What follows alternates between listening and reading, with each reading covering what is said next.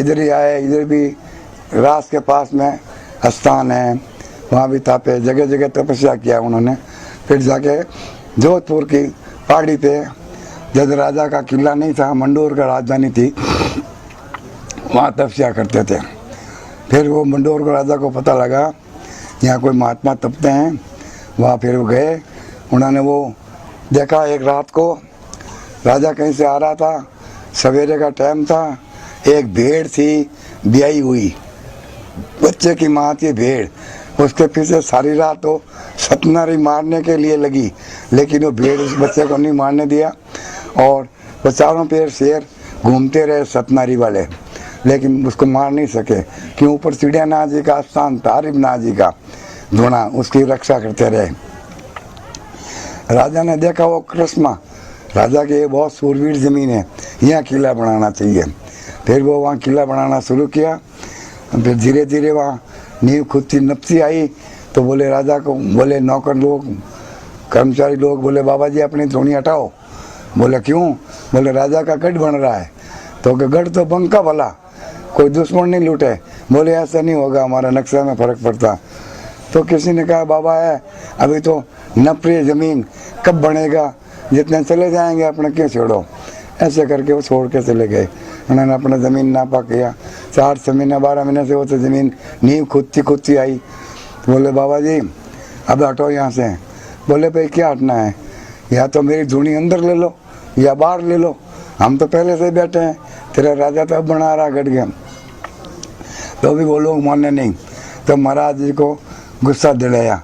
महाराज ने अच्छा बेटा जाओ के, वो अपनी चादर बिछा के धुआं अग्नि धोबे लेकर के उस चादर में डाला और गांठ लगा के कंधे बांध के अपना चिमटा तुमड़ा लिया, उधर रवाने हुए। जाओ जोधा, थारी मारवाड़ में कौड़े काल पड़ेगा, यानी अकाल पड़ता रहेगा के, अब पानी का अभाव रहेगा के, मेरी दुनिया से हटवाई सब। राजा को पता ही नहीं। फिर वो वहाँ से लेके चले आए। फिर पीछे वहाँ झरने झरते थे पहाड़ पे, वो बंद हो गए। फिर राजा को पता लगा, राजा ने अपना आदमी दौड़ाए, फिर महाराज जी को मना के वापस लाए। तो बिलड़ा से वापस लाए बड़ी से। तो बीच में आए, वहाँ से नट गए, महाराज भी आधा आ गया, अब मैं नहीं आऊँगा, मैं तो अब यहीं। तो महाराज जी ने अपना वहीं धुना लगा दिया पलाशनी गांव में, पलाशनी गांव में धुना लगा दिया। और राजा को कहा तुम जा, राजा को बोल, उस वजीर को बोला तुम जाओ और राजा को बोलो कि मेरी धुनी अंदर ले लो या बाहर ले लो, गढ़ बंका भला ताके लागे नहीं तोप, जा रहे 14 थारी मारवाड़ में कवड़े काल रसी के। कवड़े मतलब दरवाजा पे काल खड़ा रहेगा क्या। राजा ने कहा वहाँ जाके, एक वो चौधरी जाति का था, हल चला रहा था, सवेरे टाइम आके जी हल पच गया तो खूब मेहनत किया। तो नाथ जी ने बोला भाई तेरा हल लिया यहाँ पे, तो वो देख रहा था उसका एडीसी दरबार का, वो रवाने हुए देख रहा था। वो बुलाया, बोले यहाँ खोद ले, 4 चोरू मिलेंगे 10 रुपयों के, वो तेरे 7 पीढ़ी ख़त्म नहीं हुए। और बैलों को आँख लगा दे, यानी सांड बना दे, इनको वापस मत खड़ना। वो वैसा ही किया उस चौधरी ने, खोदा तो 4 चोरू 10 रुपयों के मिले। वो बात सब सुनी और राजा को जाके सब बात बताई।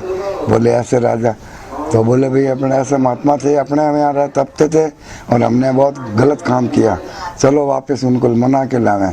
तो राजा जी आए वापस अपने हाथी मसाली को साथ लेके पलाशनी गांव, जोधपुर से 18 किलोमीटर है, 18 मील है, 9 कोस है।